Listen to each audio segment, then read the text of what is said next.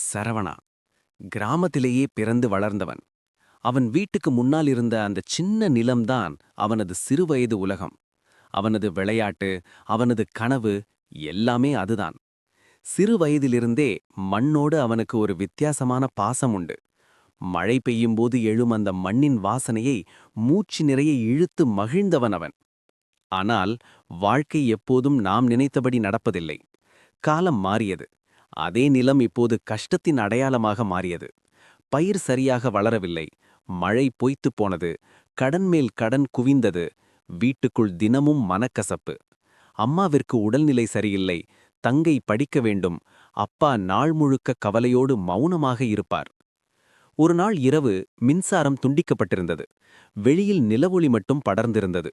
அந்த ஒளியில் சரவணா வெளியே வந்து மண்ணை கையில் அள்ளி பார்த்தான். அந்த மண் குளிர்ச்சியாக இருந்தது. ஆனால் அவனது உள்ளம் கவலையில் எரிந்து கொண்டிருந்தது. இந்த மண் ஒரு நாள் நம்மை காப்பாற்றும், நான் இதை விடமாட்டேன் என்று மனதிற்குள் சொல்லிக் கொண்டான். ஆனால் யதார்த்தம் வேறாக இருந்தது. அடுத்த நாள் காலை அவன் அப்பா மெதுவாக சொன்னார், நம்மால இங்க வாழ முடியலடா, நீ நகரத்துக்கு போய் ஏதாவது வேலை தேடு. அந்த வார்த்தை சரவணாவிற்கு ஈட்டி போல பாய்ந்தது. வேறு வழியின்றி அவன் நகரத்திற்கு செல்ல வேண்டிய நிலை ஏற்பட்டது. உயிராய் நேசித்த மண்ணை பிரிய வேண்டிய நேரம் வந்தது. பேருந்து ஏறும்போது அவன் ஒருமுறை திரும்பி பார்த்தான். அந்த வயல், அந்த வீடு, அவனது உயிரே பிரிந்து போவது போல இருந்தது. நகரம் அவனை வரவேற்றது.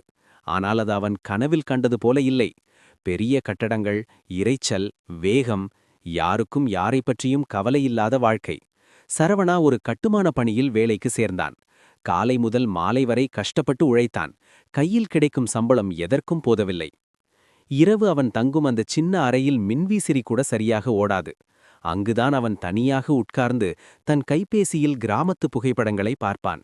அந்த வயல், பசுமை, அவனது சிறுவயது நினைவுகள், அவன் கண்களில் நீர் கசியும். ஆனால் அவனது மனது மட்டும் ஒரே ஒரு வார்த்தையை திரும்பத் திரும்பச் சொல்லும், நான் நிச்சயம் திரும்புவேன். நாட்கள் கடந்தன, மாதங்களும் ஓடின. அவன் உழைத்தான், சேமித்தான், வீட்டுக்கு அனுப்பினான். ஆனால் அவனது உள் மனதிலிருந்த கனவு மட்டும் மாறவே இல்லை.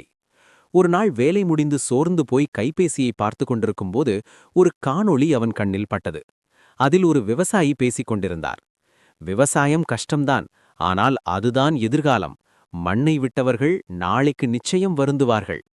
அந்த ஒரு வரி சரவணாவின் உள்ளத்தில் தீயாக பரவியது. அந்த நாள் முதல் அவனது வாழ்க்கை மெதுவாக மாறத் தொடங்கியது. பகலில் வேலை செய்வான், ஆனால் இரவில் அவன் தூங்க மாட்டான்.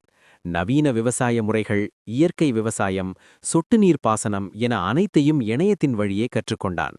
அவன் சம்பளம் சிறியதுதான், ஆனால் அவன் கனவு மிக பெரியதாக இருந்தது. பல தடைகள் வந்தன. சில நேரங்களில் சேமித்த பணம் முழுவதையும் வீட்டுத் தேவைக்கு அனுப்ப வேண்டியிருக்கும். மனமுடைந்து போவான். என்னால் இதை சாதிக்க முடியாதோ என்று தோன்றும். ஆனால் அப்போது அவன் அம்மா சொன்ன ஒரு வார்த்தை நினைவுக்கு வரும், நீ மட்டும் நம்பிக்கையை விட்டுவிடாதேடா. அந்த வார்த்தை அவனை மீண்டும் எழச் செய்யும். ஆண்டுகள் பல கடந்தன. ஒரு நாள் அவன் தீர்க்கமான முடிவெடுத்தான். இப்போதுதான் சரியான நேரம்.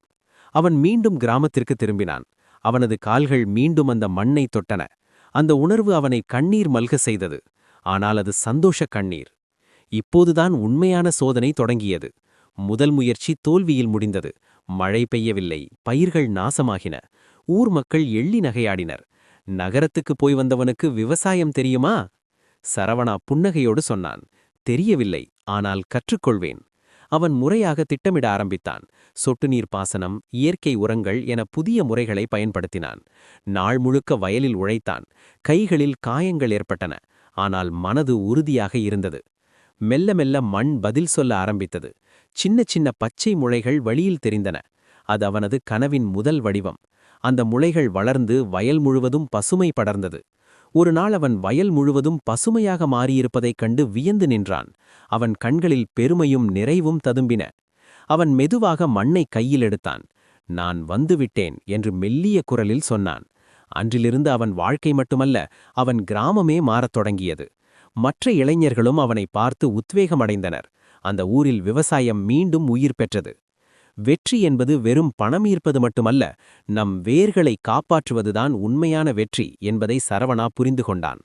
இறுதிச் செய்தி: நாம் மண்ணை விட்டு போகலாம், ஆனால் மண் நம்மை ஒருநாள் மீண்டும் அழைக்கும். அந்த அழைப்பை கேட்பவன்தான் உண்மையில் வெற்றியடைகிறான்.